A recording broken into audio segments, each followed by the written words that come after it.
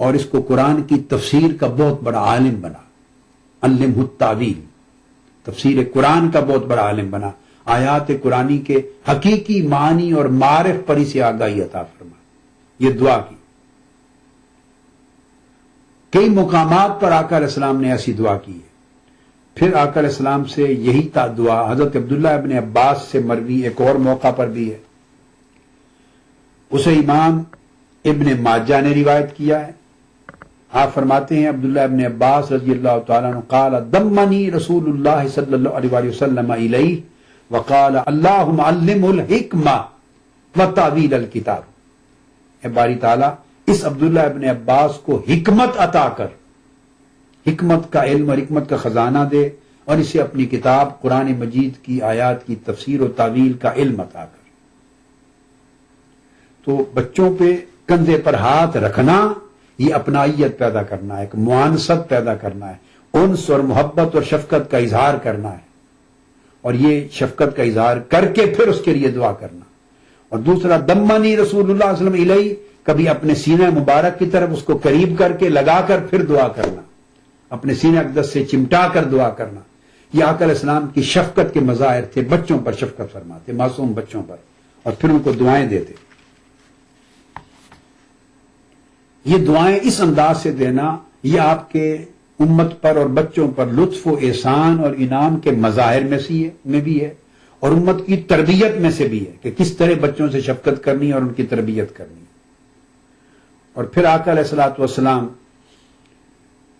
ہمہ وقت جو دعا گوئی کا طریقہ سکھاتے ہیں وہ وہی یہ ہے کہ اس دعا میں اعلیٰ دعا یہ ہے کہ بندے کو اللہ رب العزت کی بارگاہ میں جب دعا کرے تو حکمت الوہی اس سے مانگے، قرآن مجید کا علم اور معرفت مانگے، دین میں تفقہ مانگے۔ وہ بچوں کو ایک تربیت بھی کی ہے کہ دعا کا اعلیٰ خزانہ کیا ہے، مانگنے کی چیز کیا ہے، کیا طلب کیا جائے، دین کا فہم مانگا جائے اللہ سے، دین کی معرفت مانگی جائے اللہ رب العزت سے۔ بولتا ہوں اب اسی طرح ایک اور حدیث ہے، حضرت ثابت بن عجلان الانصاری رضی اللہ تعالیٰ عنہ روایت کرتے ہیں، اور وہ بیان کیا کرتے تھے کہ یہ کہا جاتا ہے، یعنی یہ ہمیں حکم پہنچا ہے، ہم تک تعلیم پہنچی ہے کہ ان اللہ لیرید العذاب باہل الارض فاذا سمع تعلیم الصبیان الحکمہ صرف ذلك عنہم۔ قال مروان یعنی بالحکمت القرآن۔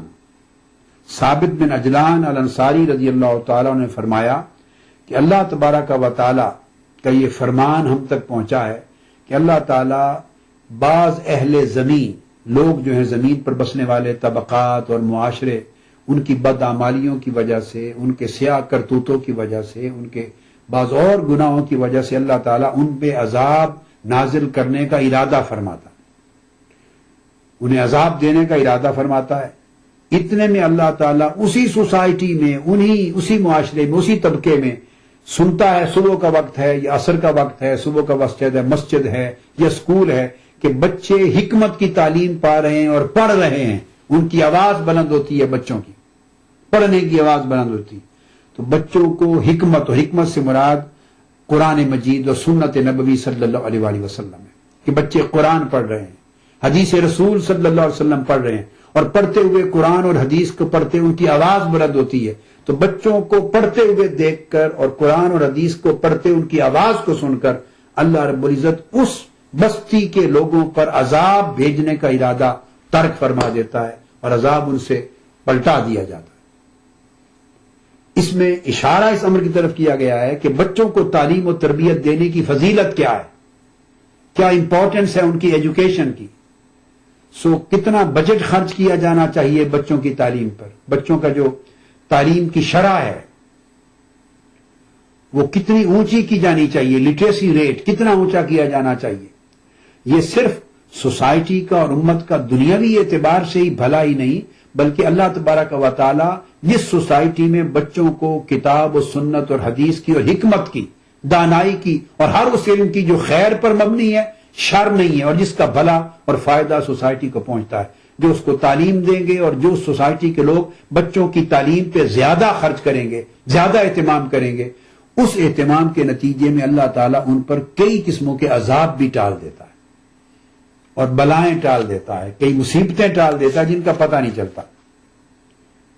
اسی طرح آقا علیہ السلام نے ایک اور ارشاد فرمایا اور اس کے اندر بڑی ایک نفیس حکمتیں اور تعلیم ہے۔ ابو ہریرہ رضی اللہ تعالیٰ عنہ روایت کرتے ہیں اور یہ حدیث صحیح مسلم میں آئی ہے، کتاب الفضائل میں۔ ابو ہریرہ رضی اللہ تعالیٰ عنہ فرماتے ہیں قال سمعت رسول اللہ صلی اللہ تعالی علیہ وآلہ وسلم یقول نساء قریش خیر نساء رکبن الابل اہناہ علی طفل فی صغرہ۔ آقا علیہ السلام نے فرمایا کہ قریش قبیلہ یعنی قبیلہ قریش کی عورتیں فرمایا عورتوں میں سب سے اچھی ہوتی ہیں۔ قریشی عورتیں آقا علیہ السلام نے فرمایا اچھی ہوتی ہیں سب عورتوں سے۔ کیوں؟ فرمایا دو خوبیاں ہیں ان میں، ایک تو اونٹوں کی سواری کرتی ہیں، سواری جانتی ہیں، اونٹوں کی سواری جانتی ہیں، اور دوسرا بچپن میں بچوں پہ بڑی شفقت اور محبت کرتی ہیں اور شفقت و محبت کے ساتھ ان کو پالتی اور پرورش کرتی۔ تو ایک بات آقا علیہ السلام نے قریشی عورتوں کی سب سے بہتر عورتیں ہونے کی علامت کے طور پہ فرمایا کہ وہ بچوں کی پرورش میں ان کی محبت اور ان کی شفقت دید نہیں ہوتی، بڑی محبت کرتی ہیں، بڑی شفقت کرتی ہیں، بڑا پیار کرتی ہیں، بڑی قربانی دیتی ہیں، ایثار کرتی ہیں اپنے بچوں کی پرورش میں۔ اس وجہ سے آقا علیہ السلام نے انہیں سب عورتوں میں بہتر عورت قرار دیا، عورتیں قرار دی۔ یہ خوبی ہے قریش کی عورتوں میں۔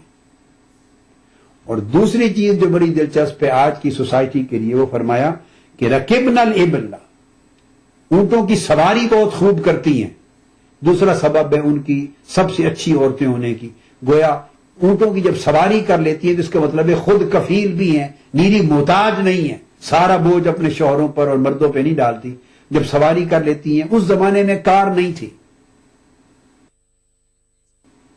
اس زمانے میں کاریں نہیں تھیں، صاف ظاہر سواری یا اونٹ تھے یا گھوڑے تھے۔ تو آقا علیہ السلام کی غرض اب محض اونٹوں کی سواری کرنے سے مراد فقط اونٹ ہی نہیں ہے، اشارہ اس امر کی طرف تھا کہ سواری کا ڈرائیونگ آتی ہے، انہیں سواری کر لیتی ہیں اونٹوں پر۔ اشارہ یہ ہے کہ ڈرائیونگ کر لیتی ہیں، اور ڈرائیونگ کر لیتی ہے تو 100 کام کاج خواتین اپنے شوہر پہ بوجھ ڈالے بغیر، بچوں کے لیے پک اینڈ ڈراپ ہے، اسکول لے کے جانا ہے، اسکول لے کے آنا ہے، گھر کی ضروریات لینی ہے، کوئی بیمار ہو گیا ہاسپٹل لے کے جانا ہے، آج کی زندگی کی یہ ضروریات ہیں۔ تو جو آقا علیہ السلام نے اشارہ کیا کہ رکبن الابل، اونٹوں کی سواری کرنا آتی ہے، یہ بھی سبب ہے کہ وہ بہت خوب عورتیں ہیں باقی عورتوں کے مقابلے میں، قبائل کے مقابلے میں۔ تو اس سے پتہ چلا کہ اسلام نے ڈرائیونگ کی نہ صرف عورتوں کو اجازت دی ہے بلکہ یہ ریکمینڈ کیا ہے، آقا علیہ السلام نے اس کو پسند کیا ہے اور اس کو اچھی خوبیوں میں شمار کیا ہے۔ آج ہم اس معاملے بھی متردد رہتے ہیں، اور کتنے لوگ ہیں جن کی سوچوں میں یہ چیزیں خارج از اسلام ہے معاذ اللہ، اور اسلام کے خلاف ہیں کہ عورت ڈرائیو نہیں کر سکتی، ڈرائیونگ نہیں کر سکتی، اسلام کے خلاف۔ کس اصول اور ضابطے کے تحت ہم نے یہ قوانین اور یہ احکام اور یہ تصورات گھڑ رکھے؟ آقا علیہ السلام کی سنت، آقا علیہ السلام کی تعلیم، آقا علیہ السلام کے ارشادات اس سے یکسر مختلف ہیں۔ اور یہ جو حدیث میں نے سواری کی، ڈرائیونگ کی یہ میں نے دوبارہ دہرا رہا ہوں، یہ صحیح مسلم کی حدیث ہے، صحیح ہے، کتاب الفضائل کے اندر آتی ہے، قریش کے فضائل کے باب میں۔ پھر ایک اور حدیث ہے، حضرت انس بن مالک رضی اللہ تعالیٰ عنہ اس حدیث کے راوی ہیں، اور یہ حدیث جو اب کوٹ کر رہا ہوں یہ بھی صحیح مسلم میں ہے۔ حضرت انس بن مالک رضی اللہ عنہ فرماتے ہیں قال دخل النبی صلی اللہ علیہ وآلہ وسلم علینا وما هو الا انا وامي وام حرام خالتي فقال قوموا فلأصلي بكم في غير وقت صلاة فصلى بنا فقال رجل لثابت أين جعل أنسا منه قال جعله على يمينه ثم دعا لنا أهل البيت بكل خير من خير الدنيا والآخرة فقالت أمي يا رسول الله صلى الله عليه وسلم خويدمك ادعو الله له قال فدعا لي بكل خير وكان في آخر ما دعا لي به أن قال اللهم أكثر ماله وولده وبارك له فيه او كما قال۔ صحیح مسلم میں آقا علیہ السلام نے فرمایا حدیث نمبر 1055 حضرت انس بن مالک رضی اللہ تعالیٰ عنہ کی روایت سے کہ ہمارے گھر آقا علیہ السلام تشریف لے آئے اور سوائے میرے اور میری والدہ کے، اور میں بچہ تھا، انس بن مالک بچے تھے، میں تھا، میری والدہ تھی ام حرام، میری خالہ، یہ تھی، بس 3 آدمی تھے۔ تو آقا علیہ السلام نے فرمایا گھر والوں کو آؤ اٹھو، میں تمہیں نماز پڑھاتا ہوں۔ یہ فرض نماز نہ تھی تو نفلی نماز پڑھائی، آقا علیہ السلام نے امامت کرائی۔ ہم 3 افراد پیچھے کھڑے ہوئے، یعنی ایک بچہ انس بن مالک رضی اللہ تعالیٰ عنہ اور 2 خواتین، ان کی والدہ اور ان کی خالہ۔ تو ایک شخص نے حضرت ثابت سے پوچھا روایت حدیث میں کہ حضرت انس بن مالک کو کہاں کھڑا کیا تھا؟ تو انہوں نے فرمایا کہ آقا علیہ السلام نے اپنی دائیں جانب کھڑا کیا، پہلو میں قریب پیچھے کر کے۔ پھر اس کے بعد آقا علیہ السلام نے تمام اہل خانہ کے لیے دعا کی، ہر قسم کی دنیا اور آخرت کی خیر کی دعا کی۔ جب دعا فرما چکے تو میری والدہ نے عرض کیا یا رسول اللہ، چونکہ آپ سن چکے پہلے بھی یہ بات کہ انس بن مالک رضی اللہ تعالیٰ عنہ آقا علیہ السلام کے خدام میں سے تھے، بچے تھے مگر آپ کے خادم تھے، اور 10 برس آقا علیہ السلام کی خدمت میں مسلسل رہے۔ سو اس خادم ہونے کے ناطے سے انس بن مالک رضی اللہ تعالیٰ عنہ کی والدہ نے عرض کیا یا رسول اللہ صلی اللہ علیہ وسلم خویدمو کا، یہ آپ کا خادم ہے۔ اب لفظ خادم کی بجائے خویدم کہا، تو خویدم یہ ہماری پنجابی میں، سرائکی میں، فارسی میں، عربی میں، ہندی میں، دنیا کی ہر زبان میں اور حتیٰ کہ ہماری زبانوں میں بھی ایک تصور ہے کہ کسی لفظ کو تصغیر اور چھوٹا کر کے لفظاً معنن چھوٹا کر کے لیا جاتا ہے۔ عرض کیا یا رسول اللہ یہ آپ کا خادم یعنی آپ کا نوکر ہے، اور ماڑا نوکر یعنی ماڑا سا نوکر ہے، ایک چھوٹا سا ماڑا سا حقیر سا نوکر ہے یا رسول اللہ، آپ کا حقیر سا خادم ہے، یعنی خادم کہلانے کا بھی حقدار نہیں ہے، حقیر سا خادم ہے آقا آپ کا۔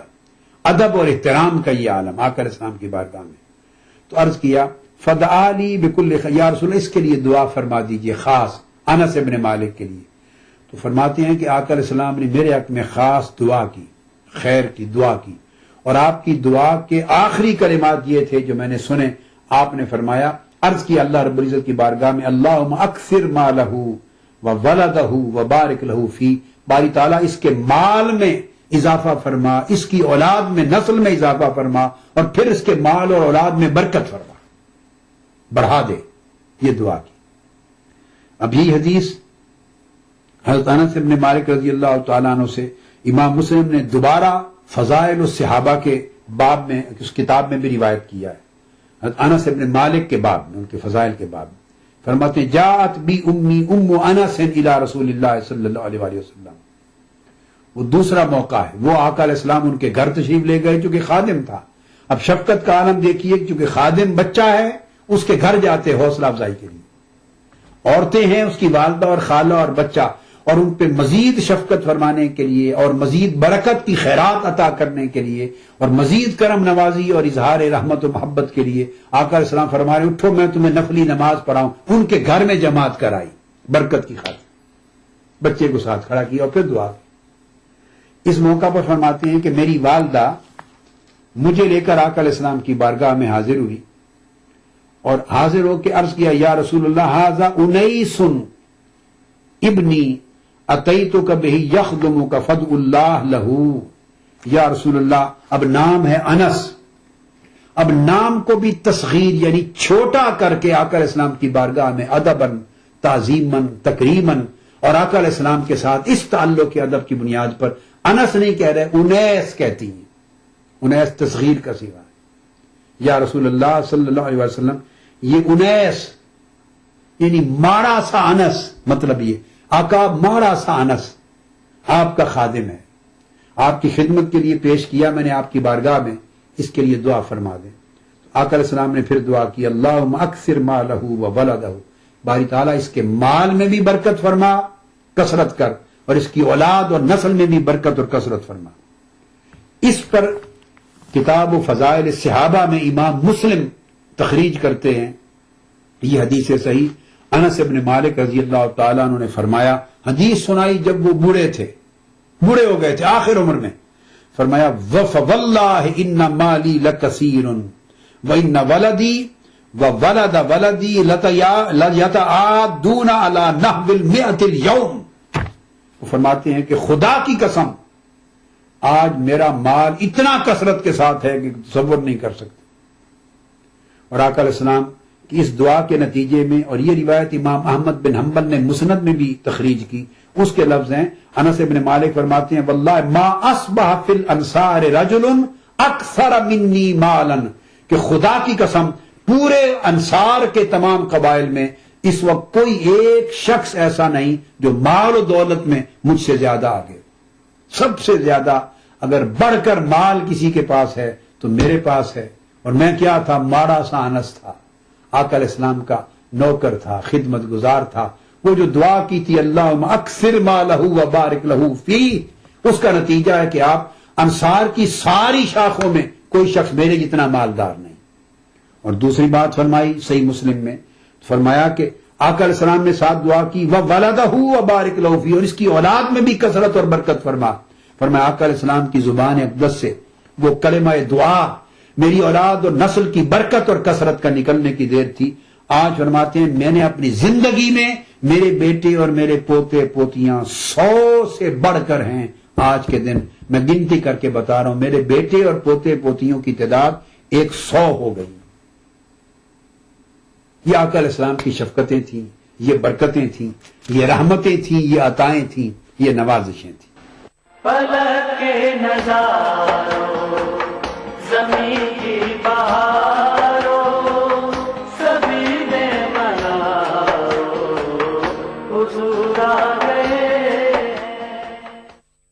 یا رسول یا رسول یا رسول یا رسول صلی اللہ علیہ وسلم۔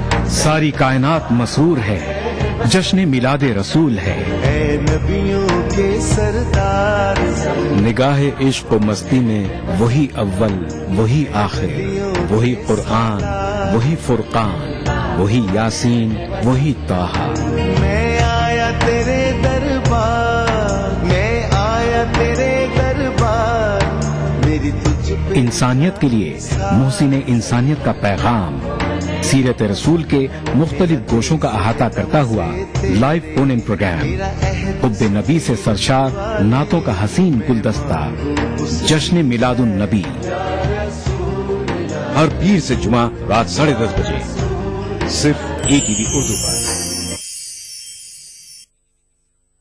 پلک کے نظاروں زمین کی بہاروں سبھی نے مناؤ حضور آ گئے۔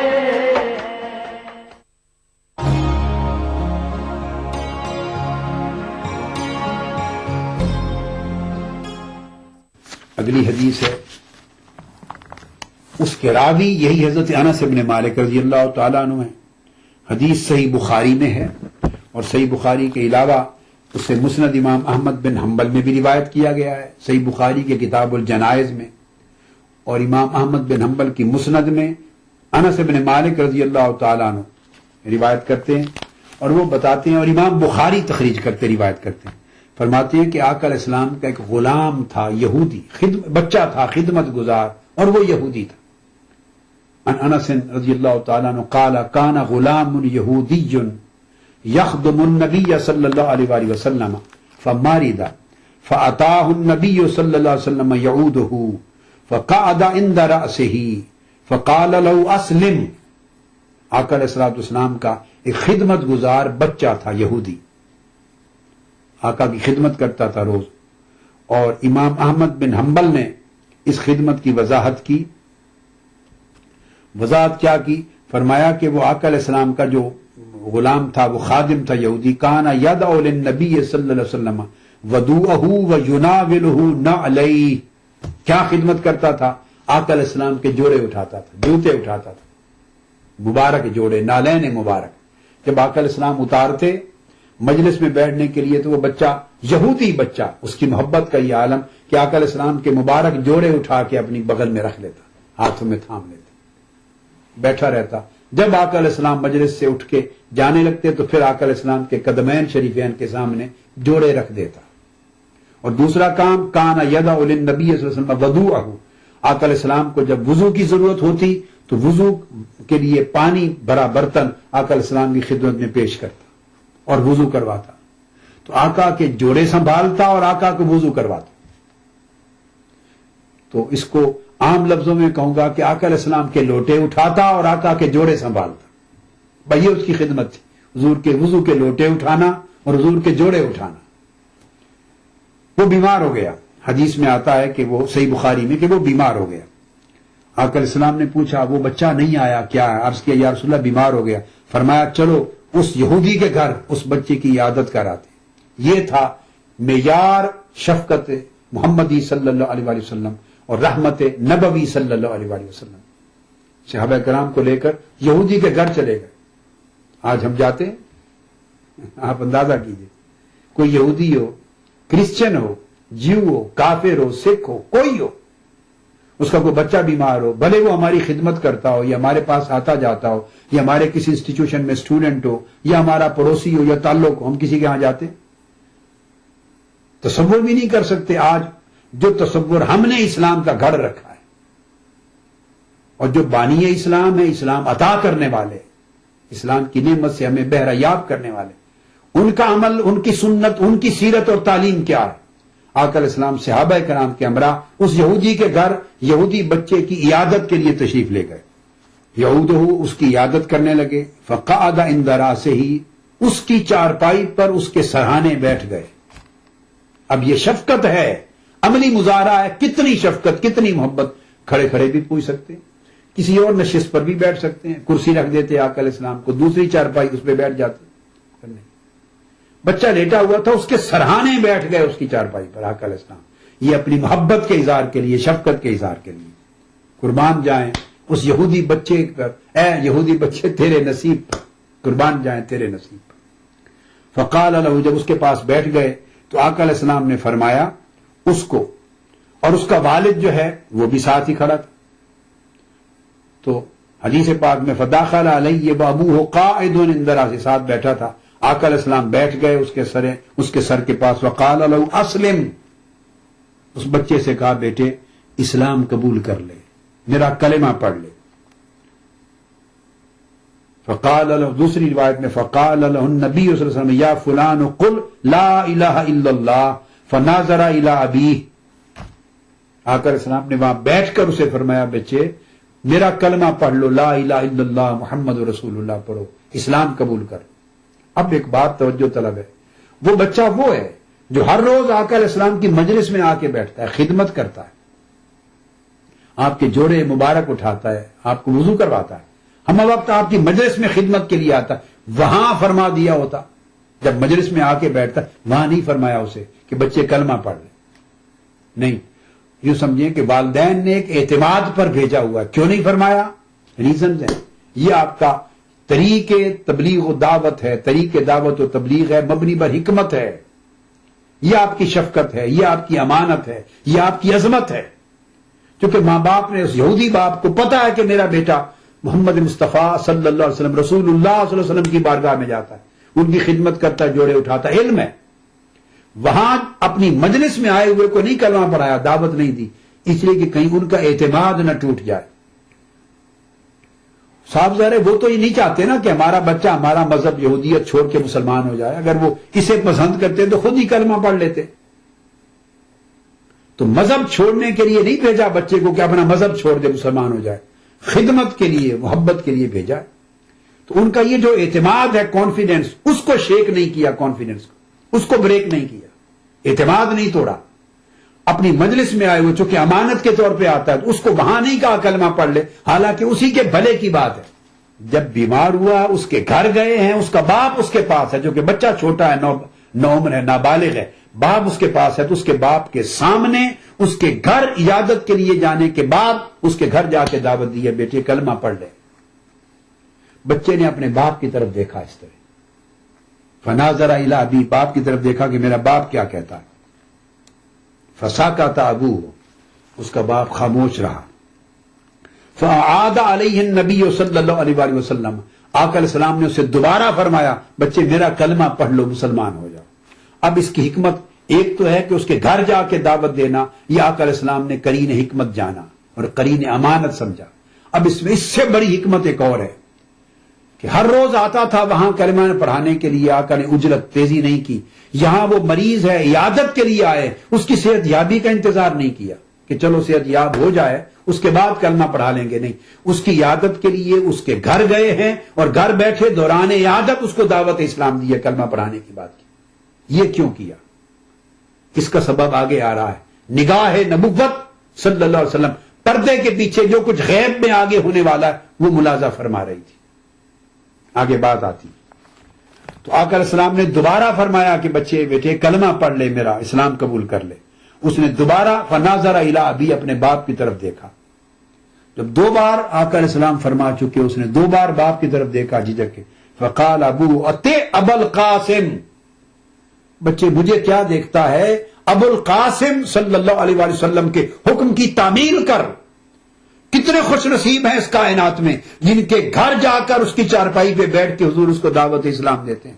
تمہارے گھر آئے چل کر عیادت کرنے، اور تمہارے نصیب کا یہ عالم کے گھر آ کر تمہیں دعوت دے رہے ہیں۔ اطع ابا القاسم صلی اللہ علیہ وسلم، حضور کی اطاعت کر لے، مجھے نہ دیکھ، میں تو جس مذہب پہ ہوں سو ہوں، تو انکار نہ کر، اطاعت کر لے، کلمہ پڑھ لے۔ فاسلم، اس بچے نے کلمہ پڑھ لیا۔ کلمہ پڑھ لیا، اس نے کہا اشہد ان لا الہ الا اللہ واشہد ان محمد رسول اللہ وانک رسول اللہ، یہ کہا میں گواہی دیتا ہوں کہ اللہ کے سوا کوئی معبود نہیں، اور گواہی دیتا ہوں آپ اللہ کے رسول ہیں یا رسول اللہ۔ سامنے یہ کہا کرتے صحابہ کا، خوش نصیب تھے کہ جو حضور کو مخاطب ہو کے کہتے وانک رسول اللہ صلی اللہ علیہ وسلم۔ کلمہ پڑھ لیا۔ اب حدیث میں فخرج النبی صلی اللہ علیہ وآلہ وسلم، اتنے میں آقا علیہ السلام باہر نکلے، اور حدیث کی ایک اور روایت میں آتا ہے کہ بعد میں اس کی موت واقع ہو گئی۔ ایک اور روایت میں آقا علیہ السلام باہر نکلے، نگاہ نبوت سے دیکھ لیا تھا کہ بچہ اب بچے گا نہیں، اس کی وفات، ڈیتھ ہو جائے گی، کیونکہ آقا کے جوڑے اٹھاتا تھا، مبارک جوتے اٹھاتا تھا، آقا کو وضو کراتا تھا، خدمت کرتا تھا۔ آقا علیہ السلام کی رحمت نے، شفقت نے، محبت نے، لطف و احسان نے گوارا نہیں کیا، غیرت شفقت نے گوارا نہیں کیا کہ ہو میرا جوڑے اٹھانے والا یہودی بچہ، اور موت کا وقت آ جائے اور یہودی رہے اور جہنم جائے، یا اگر چھوٹا بچہ ہے اور جہنم میں جانے والا نہیں تو چلو دوزخ میں نہ صحیح جنت سے معروم رہے۔ اور مگر حدیث کے الفاظ آگے آ رہے ہیں کہ اس عمر کو تھا کہ وہ یہودی مذہب پہ مرتا تو جہنم میں جائے، ہو میرا جوڑے اٹھانے والا اور مرے اور دوزخ میں جائے۔ آقا علیہ السلام کی غیرت شفقت نے، غیرت رحمت نے، غیرت محبت نے، غیرت احسان نے گوارا نہیں کیا۔ نگاہ نبوت سے دیکھ لیا کہ اس کی موت قریب ہے، تو آقا علیہ السلام عیادت کے لیے آئے اور اٹھ کے واپس نہیں گئے، فرمایا میں اس کو جنتی بنا کے جاؤں، جنت میں داخل کر کے جاؤں۔ اس لیے آقا علیہ السلام نے کلمہ پڑھا لیا۔ اب حدیث میں لفظ آتے ہیں فخرج النبی صلی اللہ علیہ وآلہ وسلم وهو یقول الحمدللہ الذی اخرجہ بی من النار۔ آقا علیہ السلام اس کے گھر سے باہر نکلے اور قدم رکھتے ہی فرماتے گئے بار بار اس اللہ کا شکر ہے، ساری تعریفیں اس اللہ کے لیے ہیں جس نے اس بچے کو میرے وسیلے سے، میرے سبب سے دوزخ سے نجات دے دی، دوزخ سے چھٹکارا عطا کر دی۔ اخرجہ بی من النار، کہ اللہ رب العزت نے میرے وسیلے سے، میرے تصدق سے اس کو دوزخ سے بچا لیا، اس اللہ کا شکر ہے۔ تو یہ آقا علیہ السلام کی شفقت اور محبت تھی، بچوں کے لیے عنایت تھی۔ پھر اسی طرح مزید حدیث پاک میں آتا ہے کہ آقا علیہ الصلوۃ والسلام حسنین کریمین کو ہر روز دم کرتے تھے، نظر بد سے بچانے کے لیے دم کرتے۔ دم کرنا اس سے معلوم ہوا کہ سنت ہے، اور یہ حدیث صحیح ہے، صحیح بخاری میں ہے، کتاب و احادیث الانبیاء میں حدیث آئی ہے۔ عبداللہ ابن عباس رضی اللہ تعالیٰ عنہ روایت کرتے ہیں قال کان النبی صلی اللہ علیہ وسلم یعوذ الحسن والحسین، آقا علیہ الصلوۃ والسلام امام حسن اور سیدنا حسین امام حسین رضی اللہ تعالیٰ عنہما دونوں پہ دم فرماتے۔ یعوذ تعویذ سے، تعویذ فرماتے، دونوں کو تعویذ فرماتے۔ تعویذ عوذ یعنی اعاذہ، اسی سے استعاذہ ہے، یعنی آپ آقا علیہ الصلوۃ والسلام ان کو شیطان اور نظر بد اور برے اثرات سے محفوظ کرنے کے لیے دم فرماتے ہیں، محفوظ کرنے کے لیے دم کرتے، اور کلمات یہ ہوتے ہیں اعوذ بکلمات اللہ التامہ من کل شیطان وہامہ ومن کل عین